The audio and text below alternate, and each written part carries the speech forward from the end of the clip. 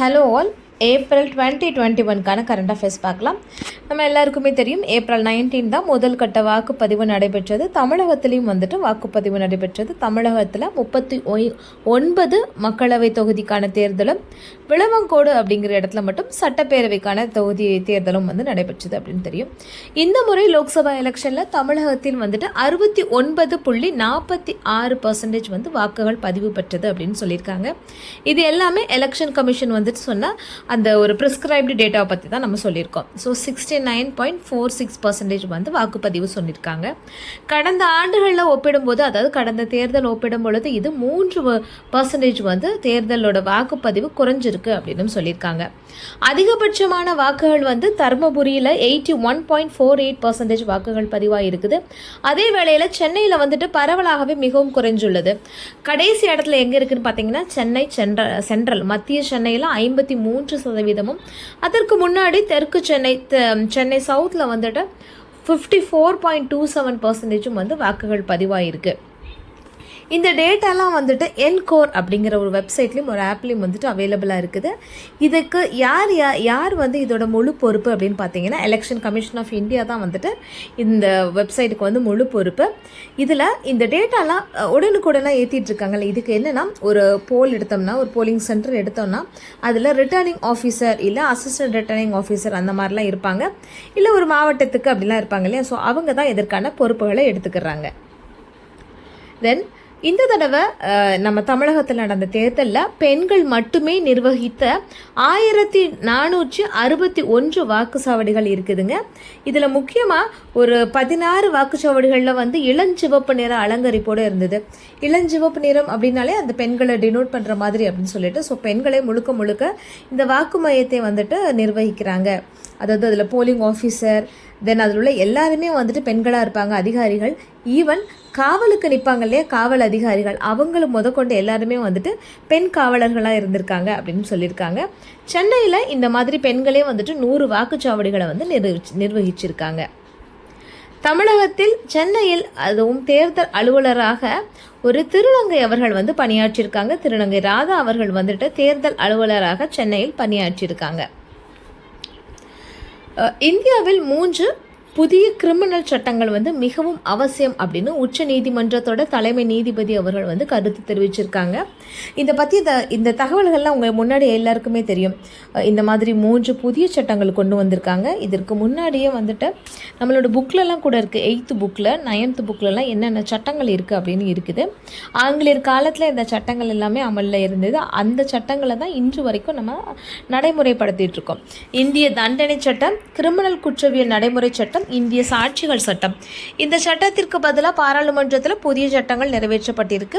பாரதிய நியாய சன்ஹிதா தண்டனை சட்டத்திற்கு பதிலாக பாரத நியாய சன்ஹிதா, கிரிமினல் குற்றவியல் நடைமுறை சட்டத்திற்கு படி பாரத நாரிக் சுரக்ஷா சன்ஹிதா, இந்திய சாட்சிகள் சட்டம், பாரத சாக்ஷிகா. இந்த மாதிரி 3 சட்டங்கள் மாற்றி அமைக்கப்பட்டுள்ளன. இந்த சட்டங்கள்லையும் பார்த்தீங்கன்னா நிறைய மாறுதல் இருக்குது. இப்போ முக்கியமாக தீவிரவாதம், அப்பொழுதுக்கு தீவிரவாதம் அப்படிங்கிறது பெருசாக இல்லை, அதாவது 80s சொல்கிறேன். பட் இப்பொழுது தீவிரவாதம் அப்படிங்கிறது மிகப்பெரிய ஒரு அச்சுறுத்தலாக இருக்குது.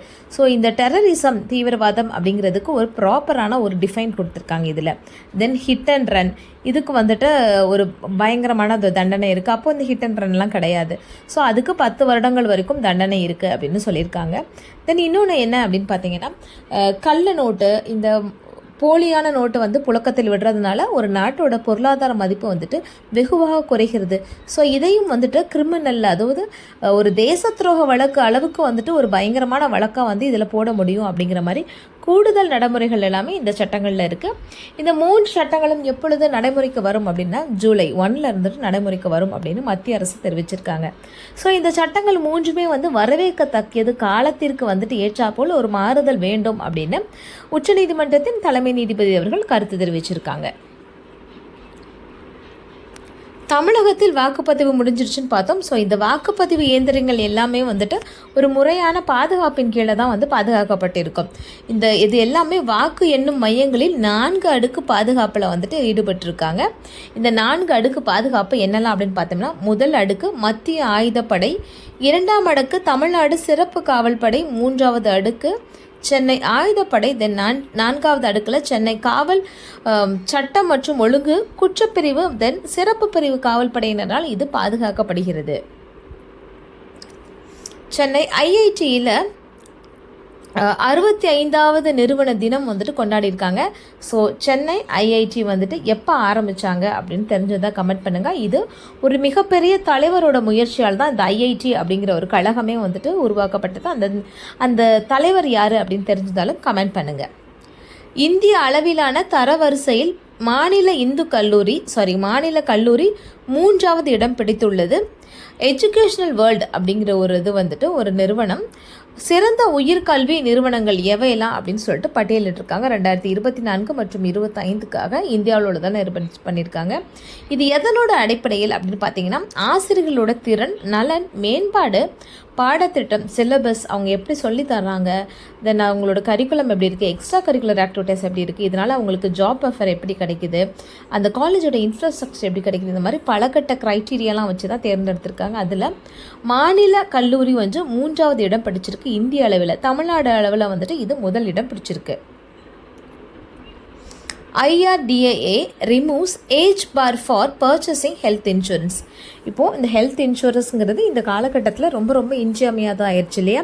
நீங்கள் அடிக்கடி இப்போ கேள்விப்படுற வார்த்தை, அதாவது ஆஃப்டர் கோவிட் வந்து நம்ம அடிக்கடி கேள்விப்படுற வார்த்தைகளில் இந்த இன்சூரன்ஸும் ரொம்ப முக்கியமாக இருக்குது. Health insurance, than life insurance. இதில் இந்த IRDAI அப்படிங்கிறவங்க தான் இந்த இன்சூரன்ஸ் எல்லாமே வந்துட்டு நிர்வகிக்கிற ஒரு பெரிய அமைப்பு, அதாவது ஒரு மிகப்பெரிய அமைப்புன்னு வச்சுக்கோமே. அவங்க தான் ஃபர்ஸ்ட்டில் இருக்காங்க. ஸோ அவங்க இப்போ என்ன சொல்லியிருக்காங்கன்னா, இதுக்கு முன்னாடி ஒரு ஹெல்த் இன்சூரன்ஸ் எடுக்கும் அப்படின்னா அதுக்கு ஒரு ஏஜ் பார் வந்து லிமிட் பண்ணியிருந்தாங்க. 65 இயர்ஸ்க்கு மேலே நீங்கள் ஒரு குறிப்பிட்ட ஹெல்த் இன்சூரன்ஸ்லாம் எடுக்க முடியாதுன்னு. பட் இப்போ வந்துட்டு அந்த ஏஜ் பாரை வந்துட்டு எடுத்துட்டாங்க. ஸோ எந்த வயதிலையும் வந்துட்டு இனிமேல் ஹெல்த் இன்சூரன்ஸ் விதமான ஹெல்த் இன்சூரன்ஸ்னாலும் கிளைம் பண்ணிக்கலாம். இது எதற்கு அப்படின்னு சொல்லியிருக்காங்கன்னா, to extend the health benefits to all age groups. So இந்த நலத்திட்டங்கள் எல்லாமே, ஆரோக்கிய நலத்திட்டங்கள் எல்லாருக்கும் கிடைக்கணும், எல்லா வயதினருக்கும் கிடைக்கணும் அப்படிங்கிறதுக்காக இந்த ஏஜ் பாரை வந்துட்டு ரிமூவ் பண்ணிட்டோம் அப்படின்னு சொல்லியிருக்காங்க. தமிழ்நாடு விடியல் பயண திட்டம். இப்போ ஹிந்து இங்கிலீஷில் பார்த்தீங்கன்னா அடிக்கடி வந்துட்டு தமிழ்நாட்டில் உள்ள ஸ்கீமை பற்றி போட்டிருந்தாங்க. ஆல்ரெடி நம்ம பார்த்துருந்தோம், ஒரு தடவை வந்துட்டு காலை உணவு திட்டம் பற்றி போட்டிருந்தாங்க. இந்த தடவை வந்துட்டு விடியல் பயணம் இருக்கு இல்லையா, இதை பற்றி வந்துட்டு ஒரு ஆர்டிக்கல் மாதிரி கொடுத்துருக்காங்க. இந்த ஆர்டிக்கலில் வந்துட்டு எப்போ ஆரம்பித்தாங்க, யாரெல்லாம் பயன்படுறதுனால அவங்களுக்கு என்ன மாதிரி பெனிஃபிட் கிடைக்குது, இது எல்லாமே வந்து தொகுத்து கொடுத்துருக்காங்க. ஒரு சின்ன பாக்ஸ் மாதிரி கொடுத்துருக்காங்க பிக்சரைசேஷனோட. ஸோ அதை நீங்கள் பார்த்து வச்சுருந்தா கூட ஓரளவுக்கு உங்களுக்கு இது நல்லா தெரியும். ஸோ இது ஜூலை 21, 2021 வந்துட்டு தமிழ்நாடு அரசு சார்பாக இந்த திட்டம் வந்து கொடுத்துருந்தாங்க. யாருக்குன்னா பெண்களுக்கும் திருநங்கைகளுக்கும் அரசு பேருந்துகளில் வந்துட்டு பயணம் செய்யும்போது, குறிப்பிட்ட அரசு பேருந்தில் மட்டும்தான், அதாவது ஒயிட் போர்டு அப்படின்னு சொல்லுவாங்க. ஸோ அந்த மாதிரி பஸ்ஸில் போகும்போது முழுக்க பேருந்து வந்துட்டு முற்றிலும் இலவசம் அப்படின்னு சொல்லியிருந்தாங்க. இதை ஃபஸ்ட்டு என்ன நேமில் அழைச்சிட்டு இருந்தாங்கன்னா, 0 டிக்கெட் பஸ் ட்ராவல். அந்த பஸ்ஸுக்கு வந்துட்டு முன்னாடி மட்டும் பிங்க் கலரில் அடிச்சிருந்தாங்க. ஏன்னா ரெஃபரன்ஸ் வந்துட்டு தெரியணும்ல, பார்த்த உடனே தெரியறதுக்காக பிங்க் பஸ். ஸோ பிங்க் பஸ்ஸுன்னு கூட நிறைய பேர் சொல்லிட்டு இருந்தாங்க. பட் அதோட உண்மையான பெயர் என்னென்னா தமிழ்நாடு விடியல் பயணம். மொத்தம் 7 வகையான டிரான்ஸ்போர்ட் கார்பரேஷனில் வந்துட்டு இந்த பஸ் வந்துட்டு தமிழ்நாட்டில் இருக்குது. போக்குவரத்து கழகங்கள் 7 போக்குவரத்து கழகங்களுக்கு கீழே இந்த திட்டங்கள் வந்து இயங்கிட்டு இருக்கு அப்படின்னு சொல்லியிருக்காங்க. ஸோ மெட்ரோபொலியன் அப்படின்னு சொல்லும்போது இது சென்னையை குறிக்குது. விழுப்புரம், கோயம்புத்தூர், சேலம், கும்பகோணம், மதுரை, திருநெல்வேலி, இந்த 7 இடங்கள்லையும் வந்துட்டு இது குறிக்குது. அதாவது இந்த போக்குவரத்து கழகங்களோட தலைமை வந்துட்டு இந்த 7 இடத்துலையும் இருக்குது அப்படிங்கிற மாதிரி. இதை வந்துட்டு அழகாக மேப் போட்டே கொடுத்துருக்காங்க. தமிழோட மேப் போட்டுட்டு அந்த இடத்த மட்டும் டார்க் ப்ளூ வச்சு கொடுத்துருக்காங்க. தென் இதனால் இந்த திட்டம் ஆரம்பித்ததுலேருந்து தற்போது வரைக்கும் 440 கோடி பெண்கள் வந்து பயனடைஞ்சிருக்காங்க அப்படின்னு சொல்லியிருக்காங்க. சராசரியாக கடந்த ஆண்டு 45 லட்சம் பெண்கள் வந்துட்டு ஒரு நாளைக்கு பயன்பெற்றிருக்காங்க. பட் இந்த வருஷம் வந்துட்டு அது 51 லட்சம் ஒரு நாளைக்கு பெண்கள் வந்து பயன்பெறுறாங்க அப்படின்னு சொல்லியிருக்காங்க.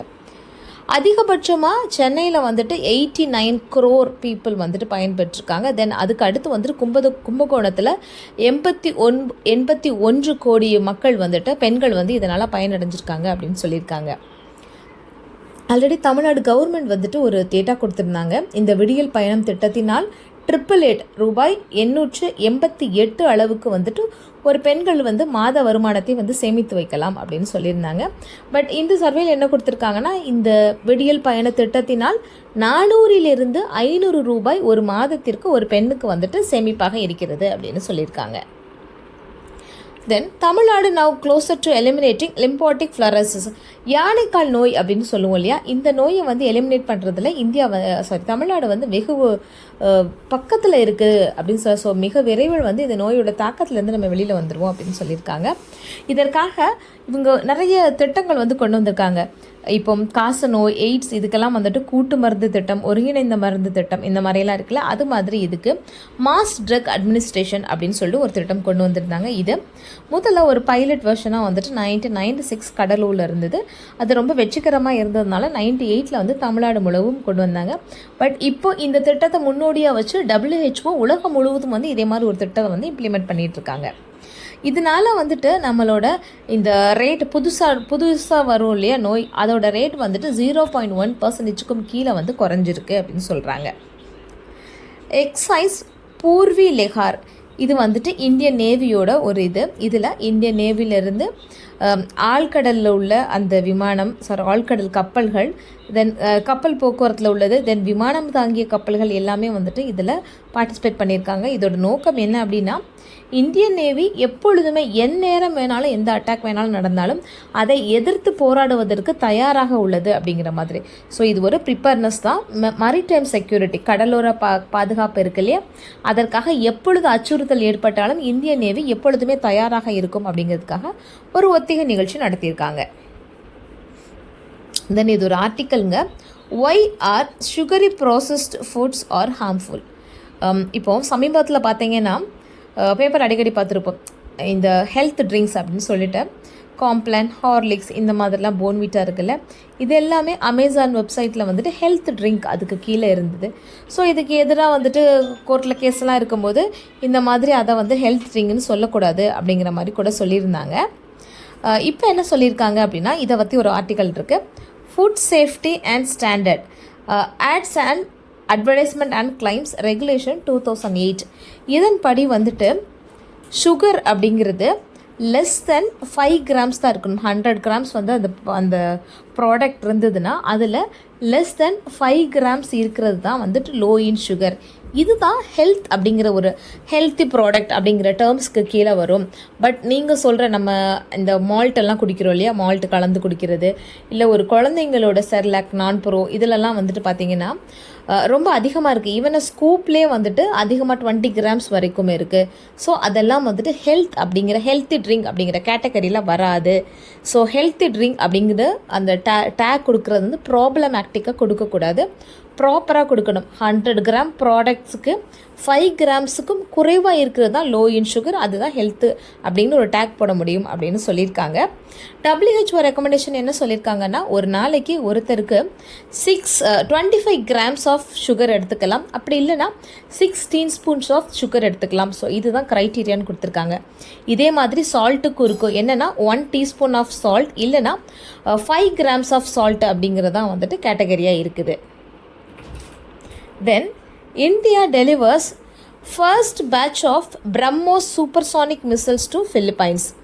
இந்தியாவிலே உள்நாட்டிலே தயாரான இந்த பிரம்மோஸ் ஏவுகணைங்க. இந்த பிரம்மோஸ்னு என்னது, அதை ரெண்டாக பிடிச்சிட்டிங்கன்னா இந்த அப்படிங்கிறது பிரம்மபுத்திரா, அதுவும் மோஸ்ங்கிறது மாஸ்கோவியம். ஸோ இது வந்துட்டு இதோட பிரைன் யாரோடதுன்னா, இது வந்து brain child of India and Russia. So இந்தியாவிலேருந்து அந்த பிரம்மபுத்திராவையும் ரஷ்யாவிலேருந்து மாஸ்கோவும் எடுத்திருக்கோம்.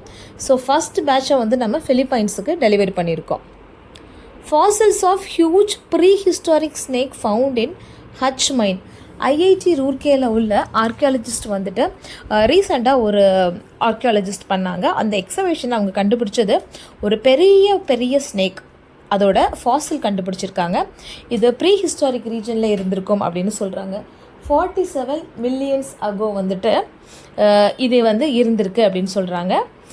மிடில் ஈக்குசைன் இந்த இடத்துல வந்துட்டு அந்த காலகட்டத்தை சேர்ந்தது அப்படின்னு சொல்லியிருக்காங்க. இதுக்கு இவங்களே ஒரு பேர் வச்சுருக்காங்கங்க, வாசுகி இண்டஸ் அப்படின்னு பேர் வச்சுருக்காங்க. இந்த வாசுகி அப்படிங்கிற நேம் தெரிஞ்சிருக்கும். ஸ்னேக்கும் வாசுகியும் நீங்கள் எங்கே ரிலேட் பண்ணலாம்னா, நம்மளோட இதிகாசங்களில் வந்துட்டு வாசுகி அப்படிங்கிற ஒரு பாம்பு இருந்ததாகவும், ஹிந்துவோட இதிகாசத்தில் இதை நீங்கள் அடிக்கடி ரிலேட் பண்ணி பார்க்கலாம். தென் இதோட ஃபாசில் வந்து எவ்வளோ தூரத்துக்கு இருக்குது அப்படின்னா 10 மீட்டர்லேருந்து 15 மீட்டர்ஸ் லாங் அந்த அளவுக்கு இருக்குது. எவ்வளவு பெருசு அப்படின்னு பார்த்தீங்கன்னா, ஒரு இப்போ இருக்கிற ஸ்கூல் பஸ் அந்த அளவுக்கு வந்துட்டு ரொம்ப பெருசாக இருக்குது அப்படிங்கிற மாதிரி சொல்லியிருக்காங்க. ரீசன்ட் எக்ஸிபிஷன் இல்லை ரீசன்ட் ஆர்கியாலஜிக்கல் ஃபைண்ட்ஸில் வந்துட்டு இதையும் நீங்கள் நோட் பண்ணி வச்சுக்கோங்க. பேரை முக்கியமாக நோட் பண்ணி வச்சுக்கோங்க. தேங்க்யூ.